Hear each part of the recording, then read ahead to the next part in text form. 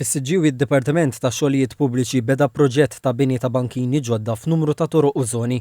Minn dan il-proġett ta' titjib infrastrutturali fil-bankini se jibbenefikaw aktar minn 240 familja. Il-proġett li qed isir b'investiment ta' 350,000 euro se jwassal għal bini ta' kilometru ta' bankini ġodda. Il-bankini ġodda qegħdin isiru f'għaxar żoni u toroq differenti fil-lokalità. Dawn il-flus huma parti mill-ftehim iffirmat f'April li għadda bejn il-Gvern u l-Kunsilli Lokali li għandu allokazzjoni ta' 10 miljun euro.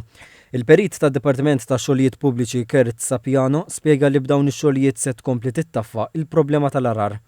Fil-każ tas-Siġġiewi għandna 4 proġetti u dawn il-proġetti jikkonċernaw titjib ta' bankini, aċċessibilità u kif ukoll problemi li jikkonċernaw l-ilma tax-xita.